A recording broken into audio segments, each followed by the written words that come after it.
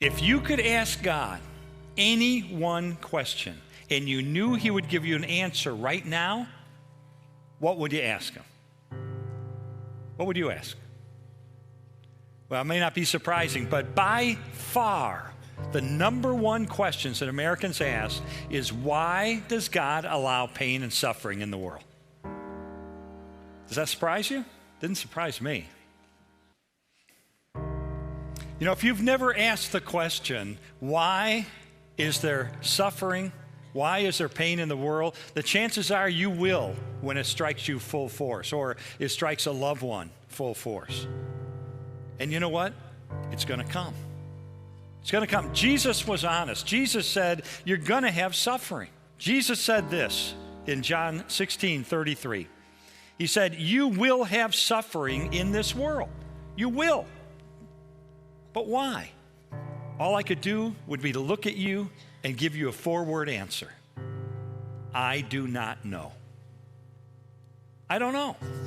I don't know. I cannot stand in the shoes of God and give a complete answer to that question. I don't have the mind of God. I don't have the eyes of God. 1 Corinthians 13, verse 12 says, now we see things imperfectly, like puzzling reflections in a mirror. But then we will see everything with perfect clarity. All I know now is partial and incomplete.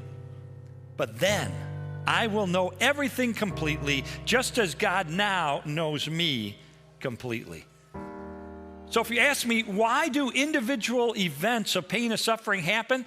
Friends, honestly, in this world, you may not get a full answer. And frankly, if you're going through something like that today, if you're going through an era of your life with a lot of suffering and a lot of pain, then the last thing you really need is some theological treatise on pain and suffering. Because no amount of words are going to be sufficient for you. It's always going to sound trite when you're in the middle of suffering. What you need is the very real presence of Jesus Christ in your life. But having said that, and this is equally important, even though we can't understand everything about why we suffer, there are some things that we can know.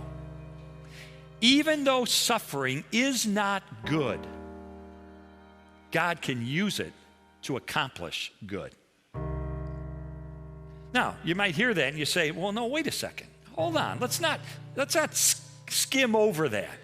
I've gone through some horrific suffering in my life. I've gone through some awful pain in my life. And honestly, I don't think that God, even God, can find any good to emerge from the suffering that I've gone through. Friends, if that's the way you feel today, let me just remind you of one thing. And that is that God is so powerful and so good that he was able to take the worst possible thing that could ever happen in the history of the universe, which is deicide, the death of the Son of the God on a cross. He was able to take the worst thing that could ever happen and turn it into the best thing that has ever happened, which is the opening of heaven to all who follow him. And so you have to say to yourself, if God can take the worst possible thing that could ever occur and turn it into the best possible thing that could ever occur, could he not take my pain and my suffering and cause good to emerge? And the answer is, of course he can. Yes, he can, and he will. He will. He would use your suffering perhaps to draw you into a deeper and more intimate relationship with him. He may cause your suffering to point other people to salvation through Christ. He may use it to mold and to shape your character in ways that never could have been shaped had you not gone through that experience. There are a myriad number of ways that God can and he will cause good to emerge from your suffering if you are committed to following him. We decide whether we're going to turn bitter or turn to God for peace and courage. We make that decision when tough times come. We going to turn bitter, or are we going to turn to God and receive peace and courage? We've all seen examples in our lives of how the same kind of suffering has a completely different effect on two different people. Some people become angry and bitter and turn inward because of the suffering they've gone through. And yet somebody else can go through the same kind of suffering and they come closer to God and closer to people and more loving and more tender. In other words, someone can lose a child to a drunk driver and turn inward with rage and bitterness for the rest of their life. But someone else has a child lost to a drunk driver, and they go out and they start Mothers Against Drunk Driving. One philosopher said this to me. He said, Lee, I believe all suffering is at least potential good, an opportunity for good. He said, it's up to our free choice to actualize that potential. He said, not all of us benefit from suffering and learn from it because it's up to us. It's up to our free will.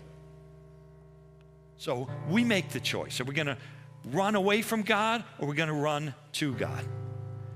So let me finish that quote that I started this message with, because I only quoted part of this verse, John 16:33. I want to put it into context now. The entire verse says this: I have told you these things so that in me you may have peace. You will have suffering in this world, but be courageous. I have conquered the world. In other words, he offers us in the midst of our suffering the two very things we need the most. He offers us peace for the present and courage for the future. How? Because he's conquered the world. Because through his own suffering and through his death, he has deprived the world of having ultimate power over you. Suffering does not have the last word anymore. Pain does not have the last word anymore. God has the last word. Jesus is the last word. You see, God's ultimate answer to suffering is not just an explanation, it is the incarnation. Suffering is a personal problem. Therefore, God sent a personal solution in Jesus Christ. God is not some distant and disinterested deity. He, through Jesus Christ, entered into our pain, entered into our suffering. And Psalm 34, verse 18 says this: the Lord is close to the brokenhearted, and he saves those who are crushed in spirit. This wise philosopher that I got to sit down with said this to me at a time in my life when I was going through some tough times. He said, Jesus is there in the lowest places of our lives. He said, are you broken? Jesus was broken like bread for you. Are you despised? Jesus was despised and rejected of men. You cry out that you can't take it anymore?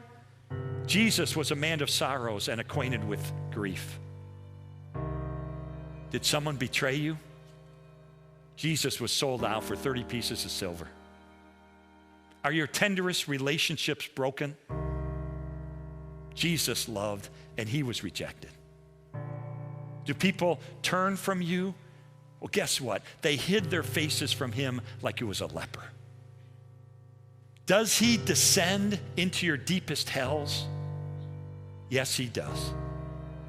In fact, from a Nazi concentration camp, Corrie ten Boom wrote these words: no matter how deep our darkness, he is deeper still. He is deeper still. Every tear we shed becomes his tear. And then the wise man said this to me. He said, it's not like God just sympathizes with you like a close friend would. Any close friend, if you're going through pain and suffering, any close friend of yours is going to sit on the couch next to you and is going to put their arms around you and is going to empathize and sympathize with you. That's true of any friend. But he said, if Jesus is in you, if you are his child, he is inside of you. And if he is inside of you, he is closer to you even than your closest friend. And therefore, your sufferings become his sufferings, and your sorrow becomes his sorrow. And so, friends, when tragedy strikes, and it will, or when pain comes into your life, and you know it will, then you have a choice to make.